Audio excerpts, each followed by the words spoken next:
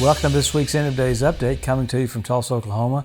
Colleen and I trust you had a great Christmas and ready for a wonderful New Year. 2020 is going to be so good. Aren't we blessed to watch how close we are to the coming of the Lord?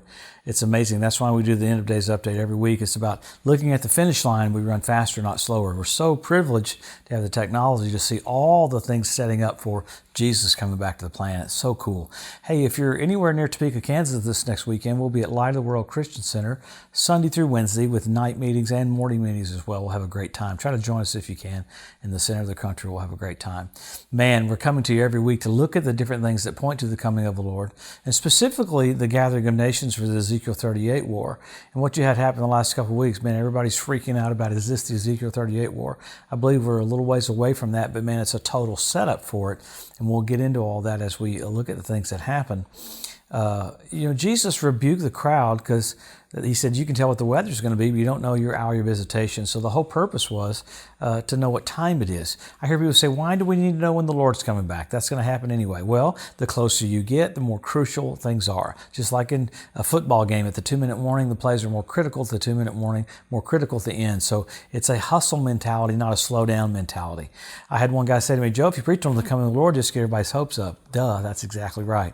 It's the hope that purifies us even as we're pure. So let's look at what's happened this last week. Man, radical things have happened this last week. Obviously, you know of the General Soleimani that got killed, the Revolutionary Guard General from Iran.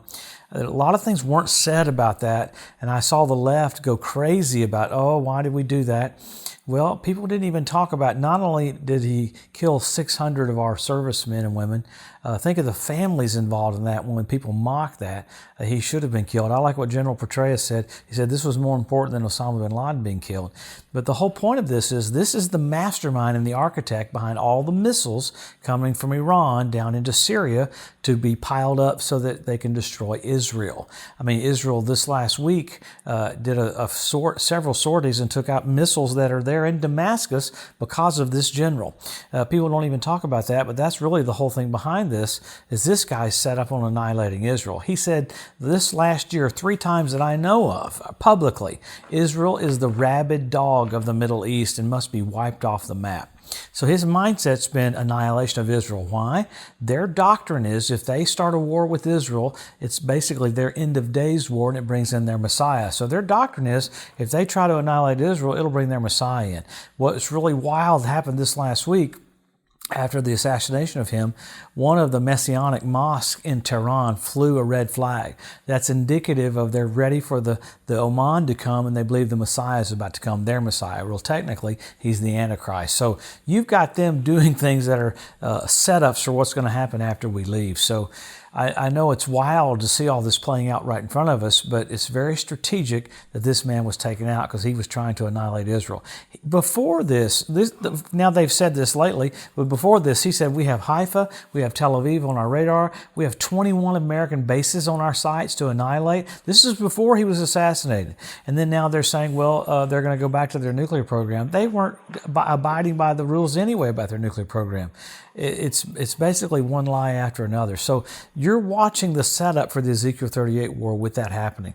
Now with this, you had the Shiite militias in Iraq pull their main men out, send them to Iran, send them down to Syria. That's a big deal because that means it looks like they're getting ready to attack American forces.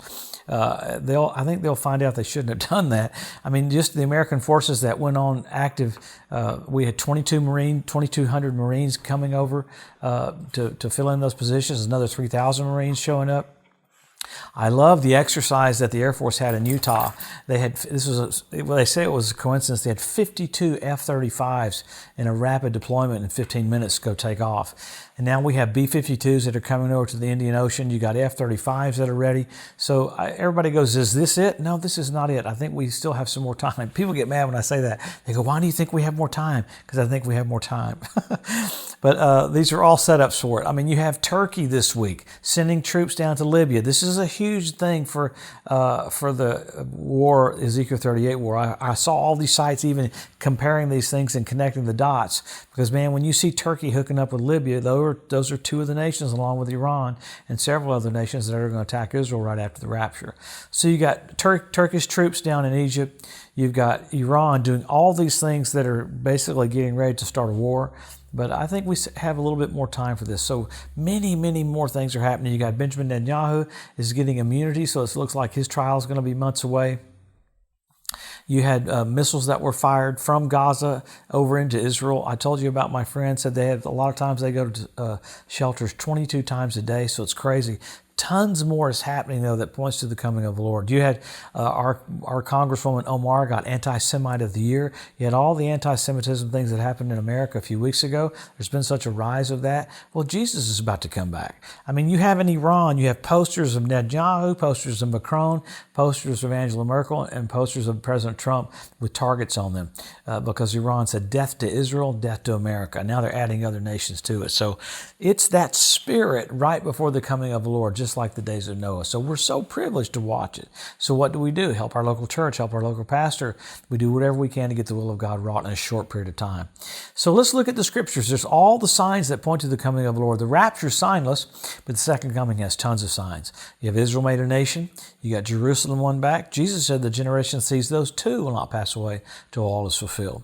Then you have the Hebrew language restored. You've got the Ethiopian Jews brought back. You got the fertility of the land of Israel. You got the revival of the Roman Empire. You got the Temple Mount Institute. In fact, they found artifacts this week at the Temple Mount showing there was business and commerce from 2,000 years ago. Pretty cool. They even highlighted the road from the city of David up into the temple. Stuff that I don't even have time to get into, but that's all happening right now. So all these things, and you have 172 different species of predatory birds. Pretty radical. You have the cleanup crew in Israel right now. And then you have even more than that. You had foxes show up on the Temple Mount a few months ago. Crazy. That's from Lamentations. You have Ezekiel prophesied there'd be fish in the Dead Sea. That they showed up this last year. So there's all these tangible, physical things that point to the coming of the Lord. And then you have the signals. You have the signs. You have the heavens. You have the blood red moons on Passover and Tabernacles. Pretty radical that you had 4 in a row on Passover and Tabernacles. When's the last time you had that? 1967 when Jerusalem was won back. 1948 when Israel was made a nation. And 1492 at the Edict of Expulsion. So you've got the heavens signaling. You had the Bethlehem star this last year. First time in 2,000 years. You had Jupiter, Regulus, and Venus come together. I mean, that's pretty radical that God's going out of his way to make it blatant that Jesus is just about to come back. Well, this is how we react. We look at all these signs, look at all these signals.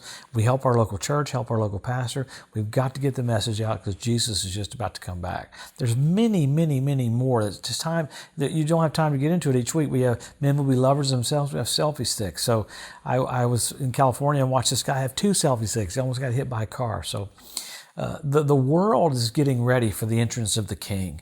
You're seeing people yield to darkness like never before. That much more people should be yielding to light, yielding to the Lord. There should be the season of utterance for the church to talk about the coming of the Lord. There should be a preaching, there should be a voice, there should be a shouting that Jesus is just about to come back to the planet. We're so blessed. So soon we'll see him face to face. King of kings and Lord of lords, bright morning star, lily of the valley, the firstborn from the dead. He's the brightness of the glory of God. He's Jesus. We're about to see him. Hey, have a blessed, awesome week. We'll see you next Wednesday. Thanks for tuning in.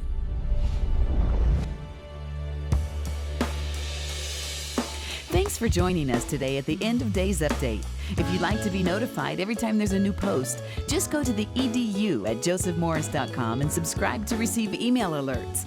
If these posts and updates have been a blessing to you, please consider making a one-time donation to help get the message out, or even becoming a monthly partner with Joseph Morris Ministries. Thanks again for tuning in to the EDU, and we'll see you next week.